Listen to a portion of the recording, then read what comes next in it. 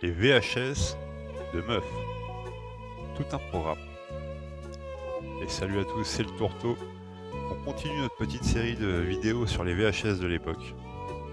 Et donc, petit thème un peu particulier, mais vous inquiétez pas, surtout pas de polémique, pas de sexisme. Il y aura une vidéo, les VHS de mecs, bien évidemment. Alors je vous avais fait un petit best-of de... Parce qu'en fait, bon, j'en rachète beaucoup des VHS, surtout en brocante, donc après je discute aussi beaucoup avec les gens. Et puis donc je me suis aperçu de certains petits trucs, et ça m'a rappelé des souvenirs aussi forcément. Donc c'était on va dire un gros top 5 des VHS de meufs que vous pouviez trouver chez les meufs dans les années 80-90 surtout, évidemment, c'est un peu pour les vieux. Mais bon, ça peut rappeler des souvenirs. En tout cas, on va commencer avec forcément les Disney. Mais là, je sais pas si on va le compter celui-ci, parce que quand même, franchement, les Disney, ça plaît à tout le monde, quoi. Les petits, les grands, les garçons comme les filles. Après, ça dépend des Disney, forcément. Là, j'ai mis La Petite Sirène. J'aurais pu en mettre d'autres, mais bon, globalement, c'est des films qui rassemblent. Ceci dit, moi j'en ai racheté beaucoup, surtout à des filles. La plupart des Disney que je rachète en brocante, surtout à des filles. Et ce qu'il y a de bien avec les filles, c'est que ça fait attention à leurs affaires. Donc souvent, les objets qu'elles gardent, qu'elles vendent, sont souvent en bon état comparé aux mecs. Les gars, c'est pas pour dire, mais on est quand même pas très très soigneux globalement. Faudrait qu'on s'améliore, c'est pas interdit. Donc oui, merci pour les VHS, c'est très sympa de discuter. Et puis souvent, ça m'arrivait aussi de tomber avec des gens qui avaient vraiment les mêmes goûts que moi au niveau des dessins animés. Donc là, c'est assez sympa. Donc forcément, tous les Disney, number one, on va dire. Mais là, on va dire que c'est un peu plus un petit hors-série. Mais bon, je voulais le mettre quand même. Là, on va arriver quand même dans les films. Je vous le mets tout de suite. Hop. Là, c'est vraiment les films, oui. Alors, Ghost, avec Patrick Swayze et Demi Moore.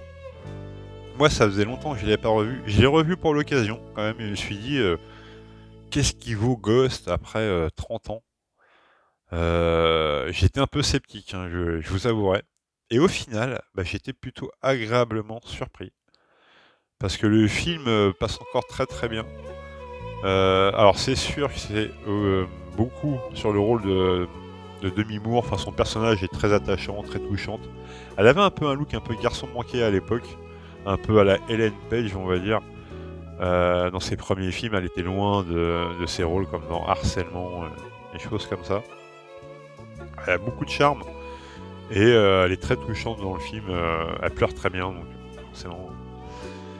Et non, très bon film. L'intrigue aussi parallèle à l'histoire d'amour, parce que forcément c'est des histoires d'amour qui sont assez récurrentes dans ce genre de film. Là, l'intrigue parallèle est plutôt sympa. Moi, j'avais plus trop de souvenirs, donc même si on sait un peu assez rapidement qui est qui, c'est quand même assez bien fait. Il y a des très bons seconds rôles avec Whoopi Goldberg, qui est très marrante dans le film. L'humour est plutôt présent. Donc vraiment une très bonne redécouverte. Mais oui, Ghost. Alors, je sais pas si vous voyez en haut ce qu'ils ont mis. On y croit tous. C'est vrai qu'ils avaient des slogans quand même assez particuliers à l'époque. Mais bon, Ghost, oui, je pense que tout le monde sera d'accord. Mais un film qui a plutôt bien vieilli, donc je vous le conseille de le regarder. Toujours assez touchant. Alors là, j'ai un petit coffret un peu spécial. C'est un coffret, alors là, Dirty Dancing. Bon, alors là, c'était pas ma cam à l'époque. J'ai pas eu le courage de le regarder, je pourrais pas vous dire. J'étais pas un grand fan à l'époque. Mais ouais, certainement que l'histoire d'amour est sympa. Et là, ce qui est sympa, c'est que c'est un double coffret VHS avec Bodyguard. Alors là, vous avez un peu le doublé. Ils ont pas fait le coffret par hasard, si vous voulez, quand même. Oui, ça c'est vraiment le combo des deux films très réputés, très en vogue chez les filles à l'époque. Et Bodyguard, je l'ai revu également.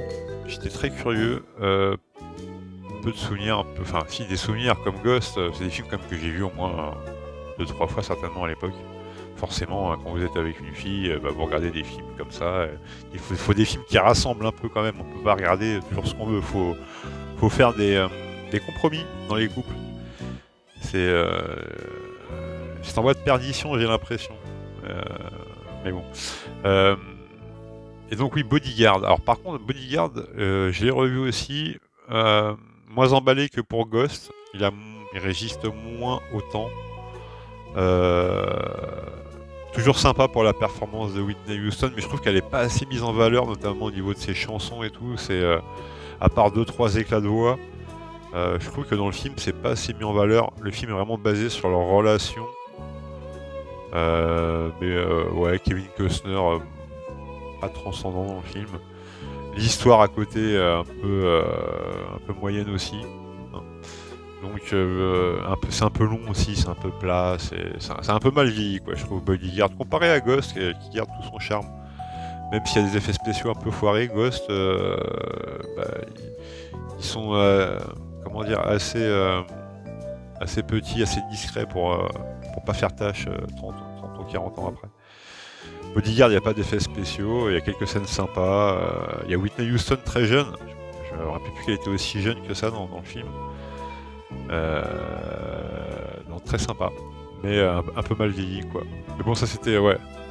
Là c'est vraiment le coffret de la mort hein, pour faire un cadeau à l'époque, c'était parfait. Hein. Alors là on va dire qu'on était resté un peu dans la première partie, on était resté un peu dans les films on va dire classiques, un peu à l'eau de rose, mais là on va rentrer dans des univers un peu plus sombres. Alors là je vous ai mis le film Twin Peaks, mais il y avait la série aussi. Hein. Très réputé chez les filles à l'époque. Forcément, des complots, des histoires d'amour dans une petite ville, des secrets, un meurtre, une jeune femme. Tous les ingrédients sont réunis pour plaire à la gente féminine, mais pas que, bien sûr. Mais bon, je sais qu'elles appréciaient beaucoup. Et elles apprécient toujours, d'ailleurs, parce que ça n'est pas fini, Twin Peaks. Ça continue encore et encore. Et... donc oui, Twin Peaks aussi, assez dans l'univers féminin, on va dire. Mais déjà un peu plus sombre, quoi. Et pour les deux derniers, c'est deux Verhoeven. Alors là, attention les gars, attention messieurs. Si vous tombez sur une cassette comme ça chez une fille, même le DVD, le Blu-ray, le 4K, attention. Alerte, petite alerte quand même. Hein. Vérifiez bien en dessous le matelas, en dessous l'oreiller, partout. Pas d'objets un peu coupants, piquants, contondants. Hein. Méfiance, je rigole bien évidemment. Non, Basic Instinct, oui. Là on commençait. Forcément, alors j'ai pas fait d'ordre un peu, mais on pourrait. Ça suit un peu la jeunesse hein, des années 80-90. Donc forcément les gens grandissent. Au début on veut du Disney, après on veut du Dirty Dancing, après du Bodyguard. Il y a quelques scènes de baston sympas dans Bodyguard quand même. Et après Twin Peaks, Basic Instinct, là, on commence à rentrer un peu dans les histoires d'amour un peu entre guillemets un peu plus pimentées. Et forcément ça suivait un peu l'évolution aussi des gens à l'époque. Et donc oui, Basic Instinct. Très réputé chez les filles, mais très bon film, hein, forcément, film excellent. Michael Douglas, Sharon Stone, Verhoeven. Et ça c'était en 92, hein, je crois, il me semble. Il enchaînera d'ailleurs avec le dernier film, voilà, c'était un peu la fête du slip. Hein. Ça annonçait un peu les années 2000 peut-être ce film, je sais pas ce que vous en pensez. Showgirls, pareil, de Verhoeven, avec des filles déchaînées. Hein, et je me rappelle aussi d'un autre film aussi que les filles aimaient beaucoup, c'était plus un film de vidéoclub, c'était Coyote Girls aussi. Mais ouais, Showgirls, excellent film. Et en plus, vous allez voir, même la cassette est plutôt sexy, parce qu'il y a des fentes originales. Regardez. Vous voyez l'ouverture ici, là, j'avais rarement vu ça sur des VHS. Donc même la VHS est plutôt sexy. Showgirls, super film de Verhoeven. Ouais, on pourrait faire un petit parallèle quand même avec... Là, je pense que ça va être 95-96, si je dis pas de bêtises, je sais plus. Et... Attends, on va voir s'il y a la date dessus. 95. Showgirls 95. Rien, bref. Vous me faites confiance, hein, bien sûr. Oui, là, pareil, hein, c'est quand même... là, on rentre dans la... Plus, on va dire, dans la jalousie entre filles. Il reste quand même toujours un bien un peu présent, mine de rien. Bah, c'est chez tout le monde, hein, mais... La jalousie chez les filles, quand même, c'est quand même pas mal. Le niveau est pas mal. Donc, Showgirls, super film, et qui annonçait des années post-2000 assez compliquées pour les garçons. C'est une autre histoire. La prochaine fois, ce sera la VHS pour les meufs. Bonne soirée. Merci à tous.